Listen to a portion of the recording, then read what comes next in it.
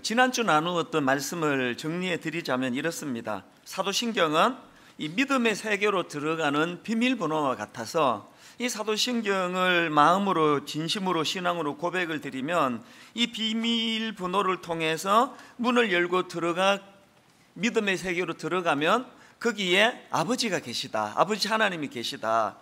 그 아버지 하나님을 발견하는 순간 우리 인생의 모든 혼란은 다 잠재워진다. 그러니까 이런 요지로 말씀을 선포했었는데요.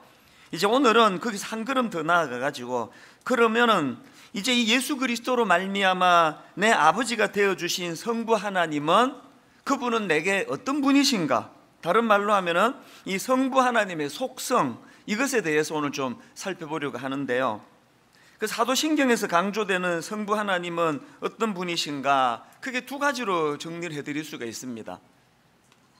사도신경에서 강조되는 성부 하나님은 어떤 분이신가? 첫째, 창조주 하나님이십니다. 사도신경이 이렇게 시작되지 않습니까? 전능하사 천지를 만드신 하나님 아버지를 내가 믿사오며, 이게 굉장히 중요한 전제입니다.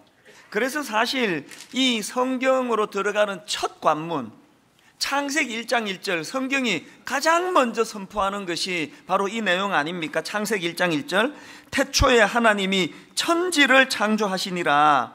여기 나오는 창조하다라는 히브리어 동사 이 바라라는 단어인데요, 구약에서 이 바라라는 단어는 오직 하나님이 주어일 때만 사용되던 동사라는 겁니다. 이 성경이 뭘 강조하고 싶은지 알 수 있는 거 아니겠습니까?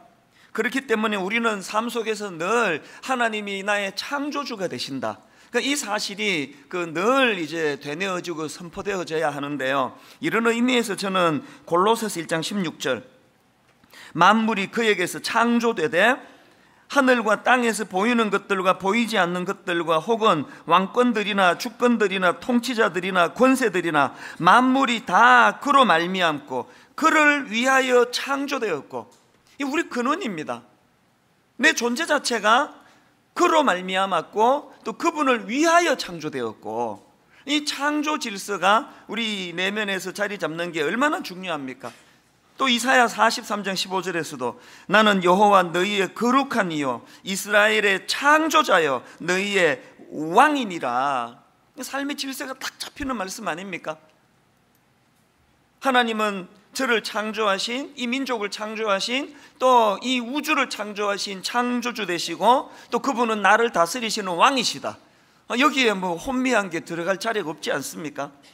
그래서 늘 이 말씀을 기억하고 되뇌어야 되는데, 특별히 전도서 12장 1절입니다. 너는 청년의 때에 너의 창조주를 기억하라. 곧 곤고한 날이 이르기 전에 아무 낙이 없다고 할 해들이 가깝기 전에. 여기 보니까 창조주 하나님과 관련해서 두 가지를 말씀하시는데요. 언제 창조주 하나님을 기억해야 되느냐? 첫째, 청년의 때에 기억해야 된다는 겁니다. 왜 청년의 때에 창조주 하나님을 기억해야 될까요? 인생의 방향을 정해야 되는 굉장히 중요한 그 시점에서 나는 우연히 만들어진 존재다. 나는 우연히 나 같은 건 죽어도 아무 의미가 없고 우연히 생겨난 존재인데, 이런 가치관을 갖고 있는 청년하고 나는 하나님이 의도를 가지시고 나를 이 땅에 보내주신, 나는 하나님의 창조 섭리 아래 있는 존재라는 걸 믿는 청년하고 인생의 그 중심이 어느 쪽이 더 잘 잡히겠습니까? 청년의 때에 이 삶의 중심이 잘 잡혀야 된다는 이야기예요. 또 그런가 하면은 언제 창조주 하나님을 기억해야 합니까? 둘째로, 전도서 12장 1절을 다시 한번 보십시오.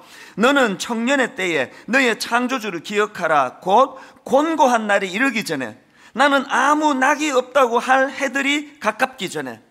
뭘 강조하는지 아시겠죠? 베드로전서 4장 19절에도 보니까 그러므로 하나님의 뜻대로 고난을 받는 자들은 또한 선을 행하는 가운데에 그 영혼을 미쁘신 창조주께 의탁할지어다.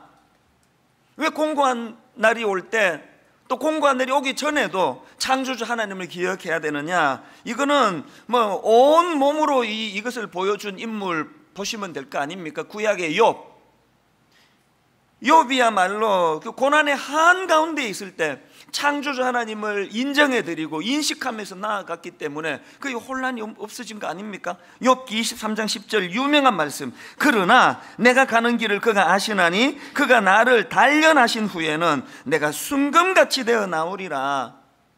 저나 여러분의 삶의 중심에 하나님은 나의 창조주가 되신다는 이 뚜렷한 사실을 믿음으로 고백할 때에 우리 삶에 찾아오는 혼란은 사라지게 될 줄로 믿습니다. 그런가 하면 두 번째로 사도신경에서 강조되는 성부 하나님은 어떤 하나님이십니까? 전능하신 하나님을 강조하고 계시다는 거예요. 사도신경 다시 보십시오. 전능하사 천지를 만드신 하나님 아버지를 내가 믿사오며, 그 우리말 번역은 약간의 오해의 소지가 있습니다. 우리말 번역으로 보면 마치 전능하사가 그 다음 나오는 천지를 만드신 하나님 아버지 이렇게 걸리는 것 같아가지고 전능하사와 하나님을 이제 창조주 되신 하나님에만 좀 국한된다는 느낌을 줄 수 있는데, 라틴어로 된 그 그대로 직역하면 이게 오해라는 걸 알 수 있습니다. 라틴어로 그대로 직역된 그 화면에 올려드렸는데요, 이렇게 되어 있습니다. 선포합니다. 나는 믿습니다. 크레도, 나는 믿습니다. 뭘 믿느냐? 하나님께서 전능하신 아버지이시고, 그 다음 콤마, 정리가 됐습니다. 그 다음에 천지의 창조주이신 것을, 이 둘이 분리가 되어 있지 않습니까? 뭘 강조하는 걸까요? 우리 성부 하나님의 전능하심은 천지를 창조하신 거기에만 국한되어 있지 않습니다. 그것을 훨씬 뛰어넘는 포괄적인 차원에서의 선포라는 걸 알 수가 있습니다. 하나님의 이 전능하심이 천지 창조에만 국한되어 있는 것이 아니라 전방위로 하나님의 전지전능하심이 나타나 있는데요, 아브라함에게 나타나신 이 하나님의 선포를 한번 들어보십시오. 창세기 17장 1절. 아브라함이 99세 때에 여호와께서 아브라함에게 나타나서 그에게 이르시되 나는 전능한 하나님이라, 너는 내 앞에 행하여 완전하라. 지금 하나님께서 아브라함에게 나는 전능한 하나님이시라고 선포를 하시는데요, 이 말씀이 어느 시점에서 나왔느냐가 중요합니다. 이 기록 바로 17장 바로 앞에 보면은 이런 내용이 나옵니다. 창세기 16장 15절 16절. 하갈이 아브라함의 아들을 낳음에 아브라함이 하갈을 낳은 그 아들을 이름하여 이스마엘이라 하였더라. 하갈이 아브라함에게 이스마엘을 낳았을 때에 아브라함이 86세였더라. 지금 시간적으로는 시차가 있지만 성경이 16장에서 아브라함이 저지른 실수, 바로 그 다음에 하나님이 전능하신 하나님이라고 선포하는 말씀이 연결이 되는데요, 이게 어떻게 설명이 되느냐? 하나님께서 아브라함에게 자녀와 땅에 대한 약속을 주시지 않았습니까? 그런데 아브라함 입장에서 아무리 세월이 흘러가는데도 아이가 생기지 않는 거예요. 임신이 안 되는 겁니다. 그리고 자기가 상황을 보니까 이제 자기 아내를 보나 나이든 자기를 보나 이제 아이 낳을 수 있는 확률이 이게 뭐 제로에 가깝도가 아니에요. 그냥 0%예요. 이 아이를 낳을 수 없는 것 같은 거예요. 그래서 이제 16장에서 무슨 잘못을 저지릅니까? 하나님의 약속을 못 믿어가지고 자기 아내가 아닌 여종 하갈을 통해서 아들을 낳습니다. 이런 불신앙을 기록한 바로 그 다음에 17장 1절에서 하나님께서 나는 전능한 하나님이라는 선포가 나온다는 거예요. 여러분 다 아시지만 하나님의 이런 말씀 선포 이후에도 아브라함과 사라가 여전히 불신으로 혼란스러워하는 모습들을 볼 수 있는데요, 이제 이런 불신이 싹틀 때마다 아브라함이 해야 되는 게 뭐예요? 창세기 17장 1절에서 선포되었던 나는 전능한 하나님이라, 이 하나님 말씀의 선포를 기억하는 거예요. 그걸 되뇌이는 거예요. 우리도 마찬가지예요. 우리 믿음이 있어서 이 자리에 모였거든요. 그리고 하나님의 말씀의 약속을 믿습니다. 그러나 오래 하나님의 약속이 드디어 응답되어진다 할 때에 우리도 아브라함처럼 헷갈리는 거예요. 흔들릴 수 있는 거 아닙니까? 그럴 때마다 이 사도신경을 통해서 하나님의 전능하심을 자꾸 선포하는 거예요.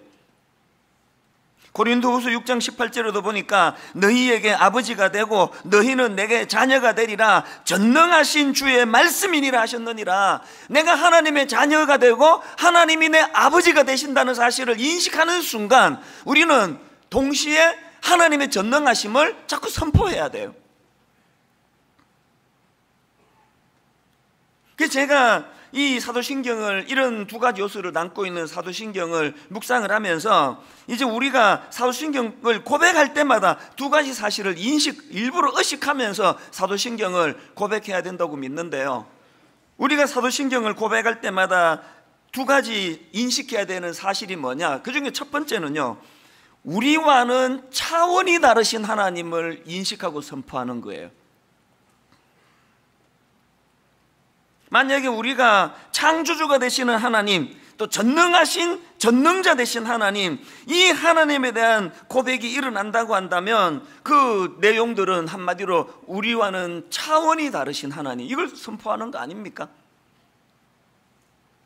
이런 면에서 오늘 본문 이사야 40장 26절, 너희는 눈을 높이 들어 누가 이 모든 것을 창조하였나 보라. 주께서는 수효대로 만상을 이끌어내시고 그들의 모든 이름을 부르시나니 그의 권세가 크고 그의 능력이 강함으로 하나도 빠짐이 없느니라. 중요한 건요, 이 이사야 40장 26절이 나온 배경이에요.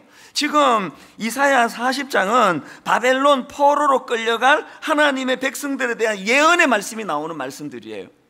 이제 범죄함으로 포로로 끌려가게 될 그들이 뭘 늘 기억해야 돼요? 이 나라가 망하고 우리는 바벨론 포로로 끌려가지만 여전히 하나님은 우리를 창조하신 하나님이시고 여전히 하나님은 전능하신 하나님이시다, 이 사실을 되뇌라는 거예요. 이게 절망이 아니라는 거예요. 뭔 일로 마음이 무너지고 막 일어날 힘이 없고 그럴 때 이거 되뇌이는 겁니다.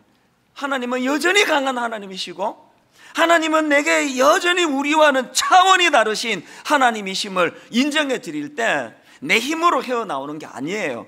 하나님께 관계가 회복이 될 때 하나님께서 강력함으로 나를 이렇게 세워주실 것이다, 이걸 회복하는 게 신앙이거든요. 그렇기 때문에 저나 여러분 삶 속에서 자주 이 우리와는 차원이 다르신 하나님, 이 차원에서 사도신경이 고백되어져야 한다는 겁니다. 마태복음 14장에 보면은요, 이처럼 우리가 우리 인생과는 차원이 다르신 하나님을 선포할 때 거기에 얼마나 놀라운 능력이 나타나는 것을 보여주는 게 마태복음 14장입니다.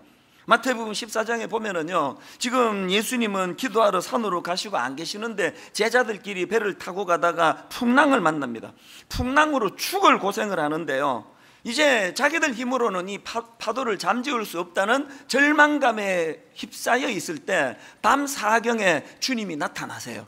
그랬더니 주님은 우리 같은 인생과는 차원이 다르신 능력의 주님이시라는 걸 알고 있던 베드로가 하는 대반전의 고백을 한번 보십시오. 유명한 마태복음 14장 28절, 베드로가 대답하여 이르되 주여 만일 주님이시거든 나를 명하사 물 위로 오라 하소서. 자기와는 차원이 다르신 전능자 예수 그리스도가 나타나셨다는 것을 인식할 때 5초 전까지만 해도, 3초 전까지만 해도 이 파도는 자기를 수치에 몰고 가는, 자기의 무능력을 드러내는, 자기를 비참하게 만드는 흉기 같은 흉악한 것들이었는데,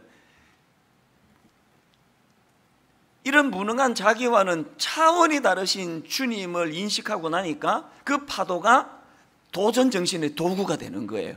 나를 명하사 물 위로 오라 하소서. 여러분 어떤 난관에 지금 부딪혀 계세요?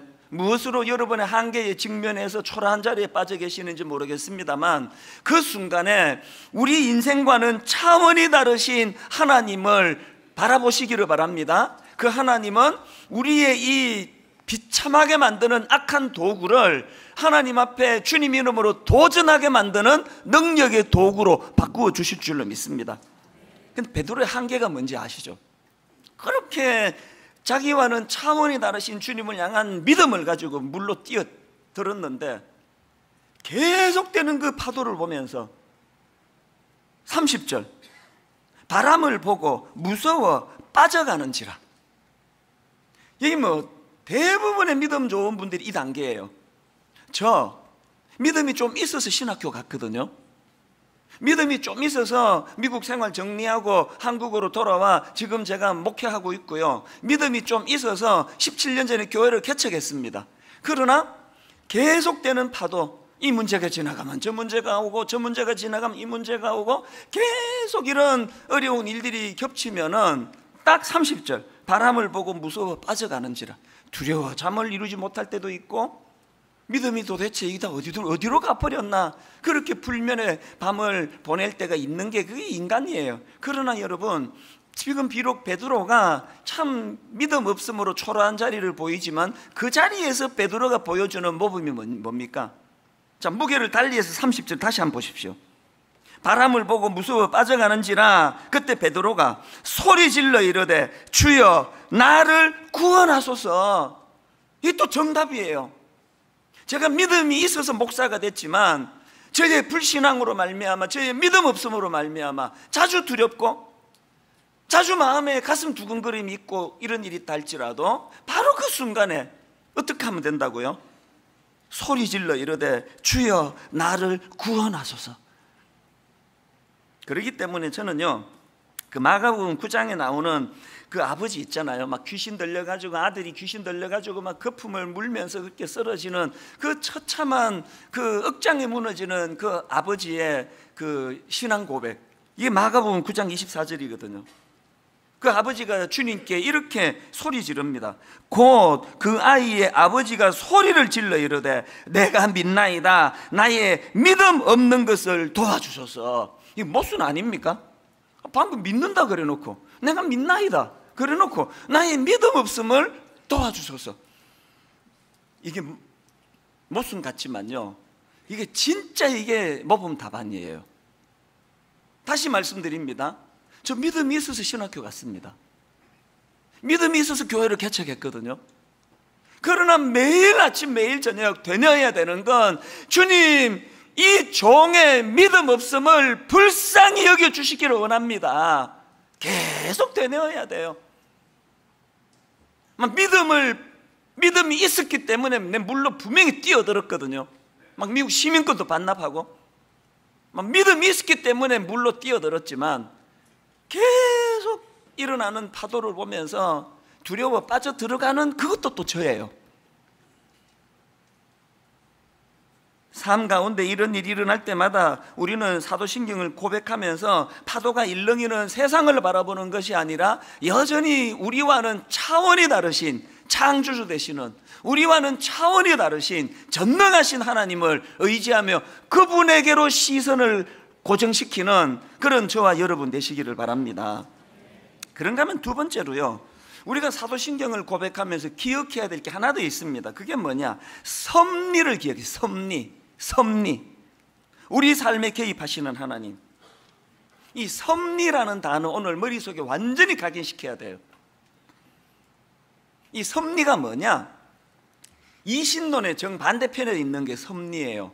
이신론은 뭐냐? 이신론이라고 들어보셨습니까? 이신론은요, 딱 한마디로 말하면 이거예요. 하나님께서 우주를 창조하기는 하셨지만 그 하나님이 만드신 피조 세계에 대하여 하나님이 관여는 하지 않으신다, 상관하지 않으신다. 이 이신론이에요. 우주는 하나님의 관여에 의해서 유지되는 게 아니라 우주 자체의 법칙에 따라 움직인다. 그래서 창조는 하셨지만 관여하지 않으시는 하나님, 이게 이신론이에요. 이것에 정반대되는 게 이게 바로 섭리예요. 섭리. 나를 창조하셨을 뿐만 아니라 내 삶에 관여하고 계시는 하나님, 우주를 창조하셨을 뿐만 아니라 우주의 역사에 관여하고 계시는 하나님.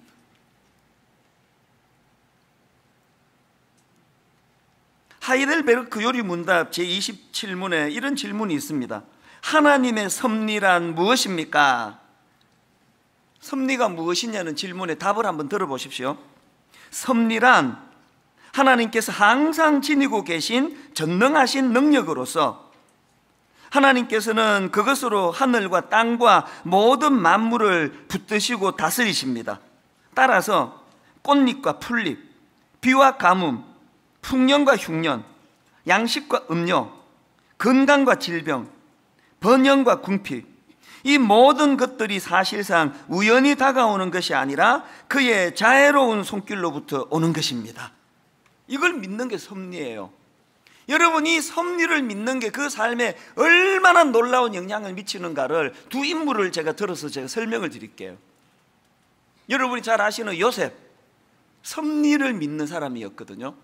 그랬더니 배다른 형제들이 막 요셉을 얼마나 괴롭힙니까? 그 배다른 동생이 아버지 사랑을 받는 걸 못 견뎌가지고 질투의 화신이 돼가지고 막 요셉을 죽이려 그러질 않나. 나중에 애굽에 팔아버리잖아요. 그렇게 어린애가 애굽에 가서 그래도 살아보겠다고 바등바등 거리는데 또 그 이상한 여자를 만나가지고 또 여러분 이 요셉같이 이 고결한 인품을 가진 사람이 세상에 성폭행 미수범으로 감옥에 갔다. 이게 아무렇지도 않은 사람도 있겠지만요, 요셉 같은 고결한 사람은 이 자체를만 못 견뎠을 것 같아요. 내가 성폭행 미수범이라니. 그렇게 감옥에 들어가 억장이 무너지는 세월을 보냈을 텐데, 그런데 요셉 상처가 없는 거 다 아시잖아요. 이게 어떻게 가능했느냐? 섭리 신앙 때문이에요. 나중에 요셉이 이 모든 난관을 다 이겨내고 그 배다른 형제들을 만났을 때 요셉이 했던 유명한 말 다 아시잖아요. 창세기 45장 8절, 그런즉 나를 이리로 보내이는 당신들이 아니요 하나님이시라. 이게 섭리예요, 섭리. 그리고 이 섭리를 설명하는 요셉의 더 유명한 말씀, 창세기 50장 20절, 당신들은 나를 해하려 하였으나 하나님은 그것을 선으로 바꾸사. 다시 들어보세요. 당신들은 나를 해하려 하였으나 하나님은 그것을 선으로 바꾸사 오늘과 같이 많은 백성의 생명을 구원하게 하시려 하셨나니. 인생은 딱 두 종류밖에 없습니다. 당신들은 나를 해하려 하였으나, 이것밖에 없는 인생이 있어요. 막 허구한 날 막 울분, 원망, 당신들은 나를 해하려고 해가지고, 당신도 나를 해하려고 해가지고 막 해서 맨날 슬퍼요. 막 맨날 분노가 많아요. 막 이게 복수해 버려야지, 이놈의 것들, 이 세상에 불질러 버려야지. 맨날 나만 억울하고, 만나는 사람마다 나를 해하려고 하고, 저것도 그렇고 이것도 그렇고, 이런 막 울분으로 꽉 차 있는 그런 인생이 있고요. 그런가 하면은 그 울분의 사다리를 타고 섭리로 건너가는 인생이 있습니다. 요셉, 당신들은 나를 해하려 하였으나 하나님은 그것을 선으로 바꾸사. 이런 섭리신앙을 갖고 있으니까 요셉에게는 상처의 흔적이 없고, 그것이 요셉을 우뚝 선 난관을 이기게 만드는 능력의 도구가 된 거 아닙니까? 오늘 여러분 이 복잡한 세상, 다윗 바울의 고백대로 막 사방으로 애워쌈을 당하는 이 낙심된 상황에서 헤어나올 사람이 누가 있습니까? 저처럼 노출된 사람은 이건 말로나 못합니다. 막 그냥 도마 위에 올려놓고 막 조명이 너무 눈이 부셔가지고 지금 누가 지금 총 쏘는지 아무도 몰라요. 총알이 어디서 날라오는지 모릅니다. 매일이 상처예요. 매일이 억장이 무너지고, 매일이 모함이고, 듣지도 보지도 못한 것들로 올가미를 갖다 씌우려고 그러고, 이대로 그냥 가면은 저는요 제 명대로 못 삽니다. 우울증, 울분, 화병, 정상에 또 조금 있기는 해요. 그러나 어떻게 견뎌내는지 아세요? 당신들은 나를 해하려 하였으나 하나님은 그것을 선으로 바꾸사. 이 섭리신앙이 저를 살려내는 거예요. 그런가 하면 다윗을 한번 보세요. 다윗, 사무엘하 16장에 보면은요 참 억장이 무너지는 상황이에요. 자식이라고 그 압살롬, 그 아주 페류나 같은 놈의 자식, 권력에 눈이 어두워가지고 그 아버지 목에다 칼을 들이댄 인간이 압살롬 아닙니까? 세상에 여러분, 아비로서 이것보다 절망이 있겠습니까? 자식이 쿠데타를 일으켜요. 너무나 비참한 마음으로 지금 왕궁을 빠져나가고 있는데 꼭 이럴 때 등장하는 그 심의, 안 그래도 죽을 것 같은 다윗의 상처에 막 소금을 뿌려대는 짓을 합니다. 저주를 하고 막 돌을 던지고 막 조롱을 하고. 시므이는 사울왕 가문의 사람이기 때문에요, 시므이 입장에서는 또 이해가 돼요. 그러나 지금 여러분 다윗 일행 입장이 지금 안 그래도 죽을 것 같아서 지금 뭐 숨만 겨우 쉬고 도망을 가는데 거기다 대고 막 저주를 퍼붓고 돌을 던지고 그러니까요, 다윗을 따르던 신하들이 격분한 거예요. 그래서 이제 자 사무엘하 16장 9절에서 보십시오. 스루야의 아들 아비새가 왕께 여짜오되 이 죽은 개가 어찌 내 주 왕을 저주하리이까? 청하건대 내가 건너가서 그의 머리를 베게 하소서. 무슨 의미인지 아시겠죠? 왕이요, 우리 아무리 급하지만 이런 인간은 내버려 두면 안 됩니다. 말씀만 하시면 내가 목을 베버리겠습니다. 그렇게 그냥 막 울분을 표하니까 이 신하의 충언에 반응하는 다윗의 반응을 한번 보십시오. 바로 그 다음 10절입니다. 왕이 이르되 스루야의 아들들아, 내가 너희와 무슨 상관이 있느냐? 그가 저주하는 것은 여호와께서 그에게 다윗을 저주하라 하심이니 네가 어찌 그리 하였느냐 할 자가 누구겠느냐? 섭리신앙을 가진 다윗의 놀라운 고백이에요. 그 사람 맞상대하지 않겠다는 거예요. 저렇게 자기를 향해 돌을 던지고 저주를 퍼붓는 저 심의의 말조차도 저 사람의 저주를 통해서 하나님이 내게 무슨 깨우침에 무슨 경고의 말씀을 주실지 어떻게 아느냐? 우리가 상대할 사람은 저 심의가 아니라 여호와 하나님이시다. 이게 다윗이 보여주는 모습입니다. 오늘 우리는 대인관계에서 왜 이렇게 상처를 받는 겁니까? 오늘 우리는 살아가다가 환경에 함몰돼서 왜 억장이 무너지는 그런 일들을 자주 직면해야 되는 겁니까?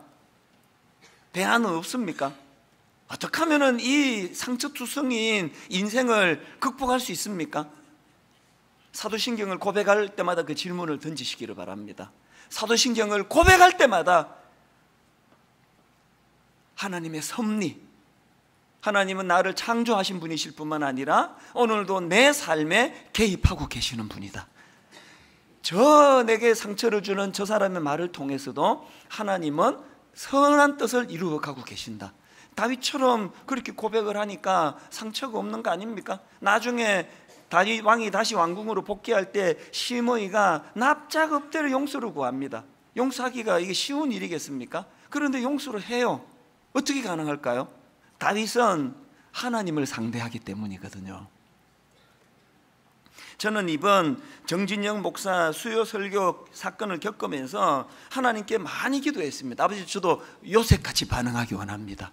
아버지, 저도 다윗처럼 반응하기 원합니다. 사람을 상대하지 않기 원합니다.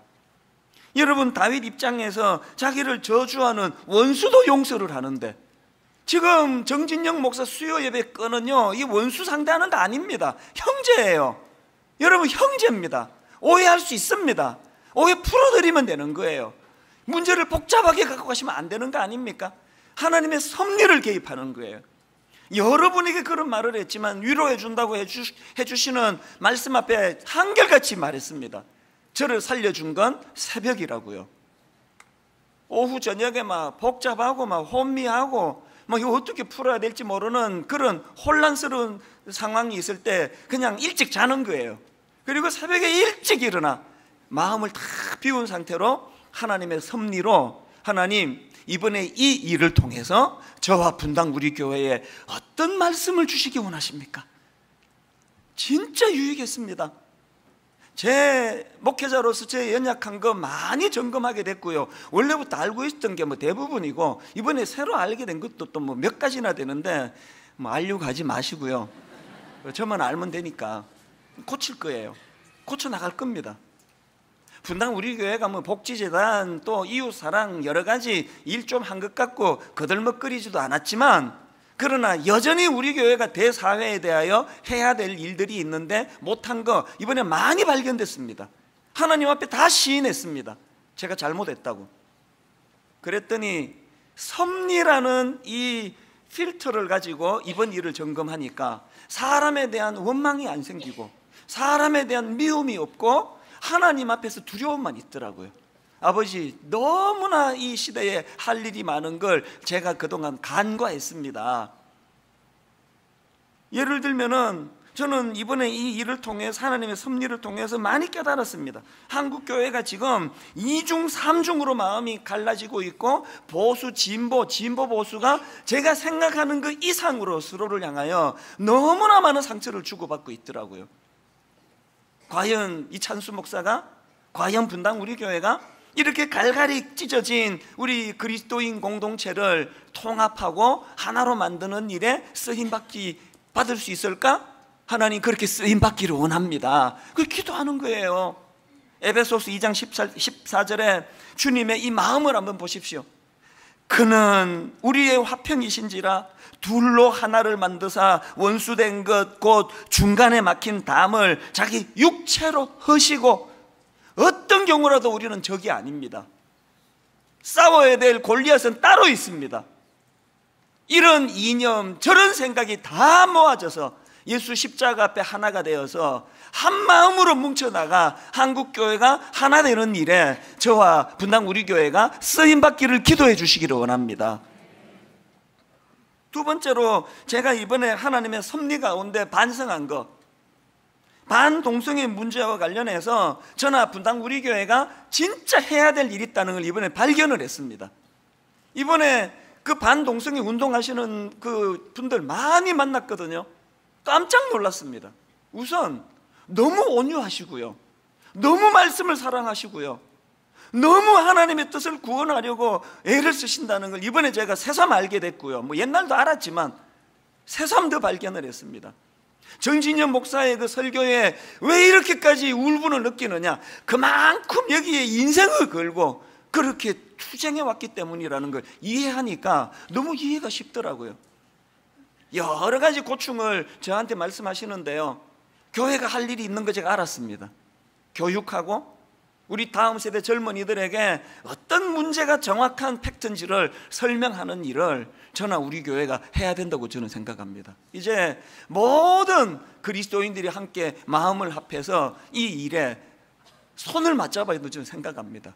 그런가 하면은 이번에 발견한 또 가슴 아픈 숙제가 하나 더 있는데요, 우리 같은 기성세대가 잘못해서 교회를 떠나간 수많은 젊은이들, 그들을 다시 되돌리게 할 책임이 저와 수많은 목회자들과 또 분당 우리 교회에 있다고 생각합니다.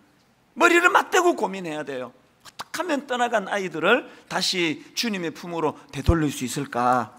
이런저런 고민을 가지고 요새는 그냥 상처받아서 잠을 못 이루는 게 아니고요, 딱 새벽에 일어나면은 과업이 너무 많아져서 지금 굉장히 새벽마다 생각이 많아져 있습니다. 오늘 여기 성도님들에게 부탁 한 가지 드립니다.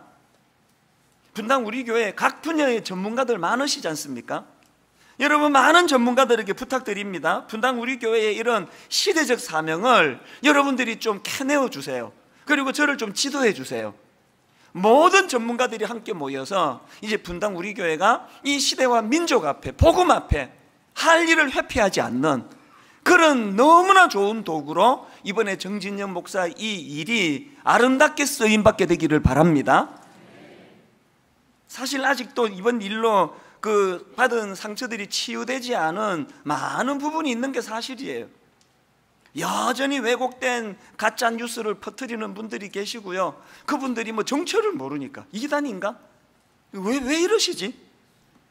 예를 들면은 지난 대통령 선거에 제가 설교 시간에 아주 대놓고, 그것도 아주 지혜롭게 모 후보를 찍어야 된다는 식으로 선거운동을 했다.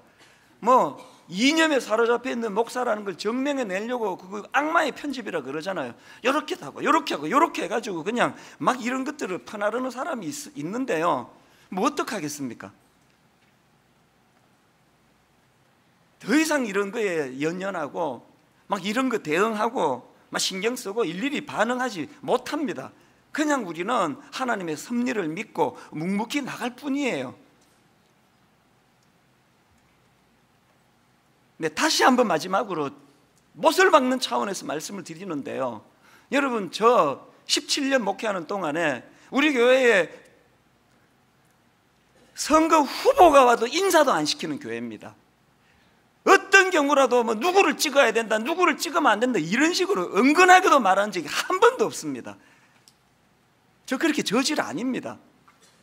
그 외에도 이념의 프레임으로 자꾸 저나 우리 교회를 몰고 가려고 하는 이런 시도들을 그만했으면 좋겠습니다. 이제 우리는 하나님의 섭리를 믿기 때문에 이 많은 과업들을 가지고 오늘도 주관하시는 하나님을 바라보고 그 하나님을 향해 한 걸음 한 걸음, 저는 오늘도 되뇌입니다. 하나님은 그것을 선호로 바꾸사, 하나님은 그것을 선호로 바꾸사. 결론을 이렇게 맺기 원합니다. 하이델베르크 요리문답 제28문입니다. 하나님의 창조와 섭리를 알므로써 얻는 유익은 무엇입니까? 답이 이렇습니다. 범사에 감사하게 되고, 이번에 뼈저리게 느낀 거예요. 섭리를 인정하는 순간 범사에 감사하게 되고, 역경에 처할 때는 인내하게 되며, 장차 아무것도 우리를 당신의 사랑에서 떼어놓을 수 없게 하시는 신실한 하나님 아버지께 대한 큰 확신을 갖게 됩니다. 만물이 온전히 그의 것이기에 그의 뜻이 아니고는 아무것도 움직이거나 움직여지지 않는 것입니다.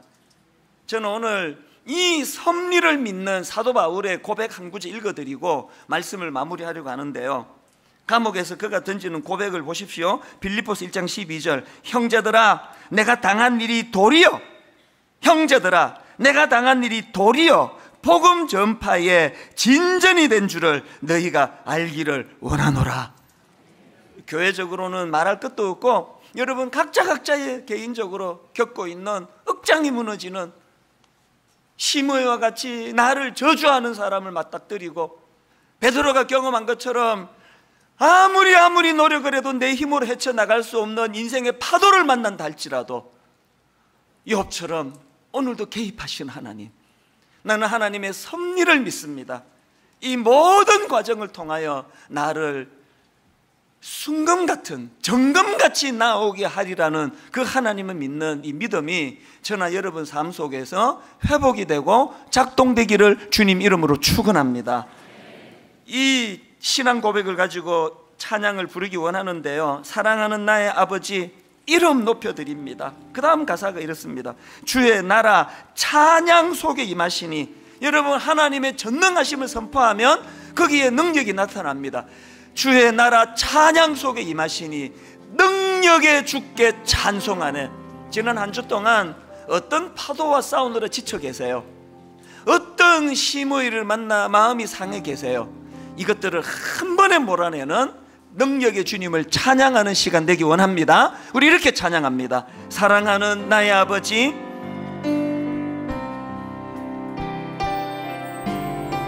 사랑하는 나의 아버지, 그분의 이름 높여 드립니다. 주의 나라 찬양 속에 임하시니, 찬양 속에 임하시니 능력의 주께 찬송하네. 주께 찬송하네. 전능하신 하나님 찬양, 하나님 찬양. 언제나 동일하신 주, 전능하신 하나님 찬양, 영원히 다스리네. 여러분 전능하신 하나님 다시 한번 선포하기 원합니다. 사랑하는 나의 아버지, 내 아버지 되시는 하나님 이름 높여 드립니다. 저는 하나님의 능력을 믿습니다. 주의 나라 찬양 속에 임하시니. 선포하십시오. 능력의 주께 찬송하네. 전능하신 하나님 찬양, 언제나 동일하신 주, 내 삶에 개입하시는 주님, 전능하신 하나님 찬양, 영원히 다스리네. 이렇게 선포하시겠습니까? 나 주의 이름 높이니. 어떤 반대편에는 어떤 상황에든 나 주의 이름 높이리. 힘을 얻어 하늘 높이 올린 깃발처럼 다시 한번 힘을 얻어 주의 이름 높이리. 선포하십시오. 전능하신 하나님 찬양. 언제나 동일하신 주, 전능하신 하나님 찬양. 영원히 다스리네. 우리 다시 한번 힘을 얻어 한 번 더 선포합니다. 나 주의 이름 높이리. 온 힘을 다하여 나 주의 이름 높이리. 낙심하지 않습니다. 하늘 높이 올린 깃발처럼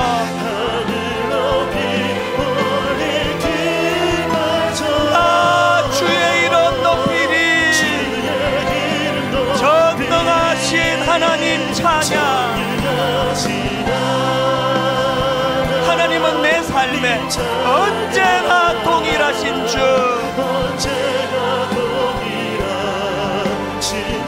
전능하신 하나님 찬양. 영원히 다스리네. 내 마음이 힘에 겨워 지칠지라도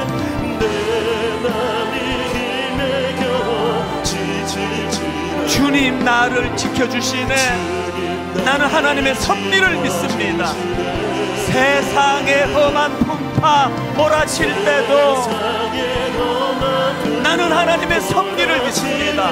주님 나를 지켜주시네. 주님은 나의 산성,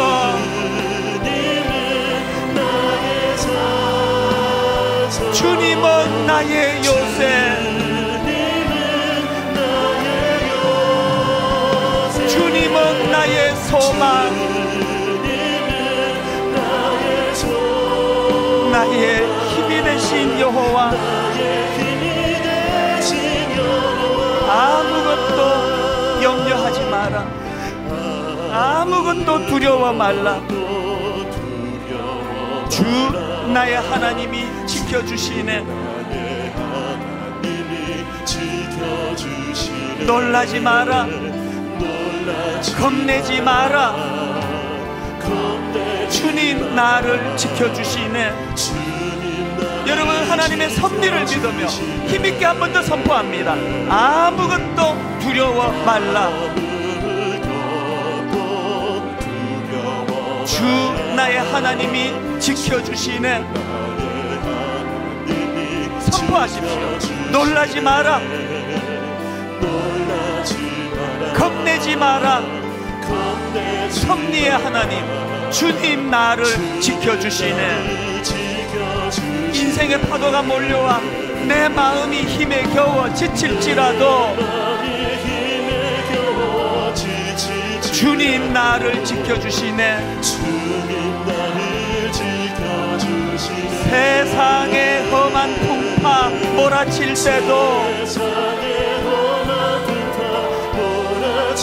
주님 나를 지켜주시네. 역사를 주관하신 하나님을 믿습니다. 주님은 나의 산성, 주님은 나의 요새,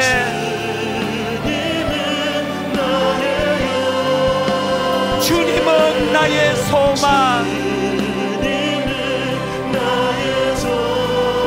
나의 힘이 되신 여호와여. 우리 마지막으로 한 번 더 선포하기 원합니다. 주님은 나의 산성, 내 인생을 주관하시는 하나님 아버지. 주님은 나의 요새, 주님은 나의 소망, 나의 힘이 되신 여호와.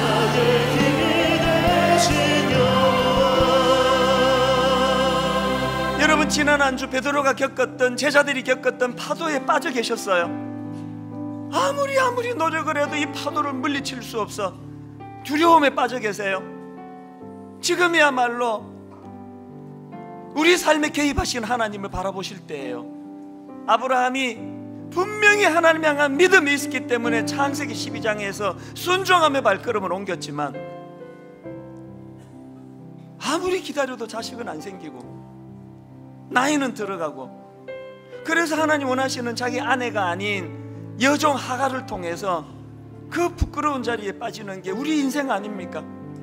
그럴 때마다 아버지, 저는 하나님의 섭리를, 저는 하나님의 창조주 되심을, 저는 하나님의 전능하심을 믿습니다. 내 인생에 개입하시는 하나님, 오늘 다시 아버지 빠져들어가는 내 인생에 주여 나를 건져주시기 원합니다. 선포하며 달려가기 원합니다. 우리 한 목소리로 통성으로 같이 기도하시겠습니다. 살아계신 하나님 아버지, 내 인생에 개입하신 하나님을 바라봅니다. 분명 믿음으로 시작했는데, 믿음으로 출발한 믿음의 여정길이었는데, 오래 아버지 풀려지지 않는 어려운 문제를 놓고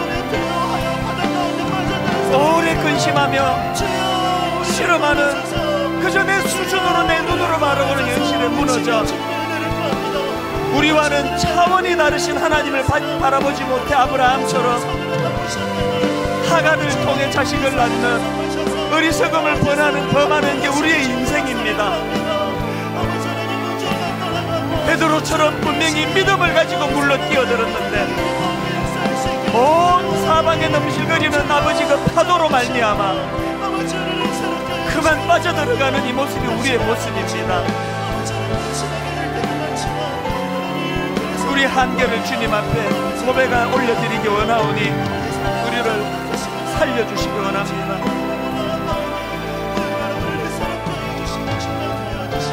하나님 아버지, 은혜가 우리를 견인할 수 있도록 은혜 주시기 원합니다.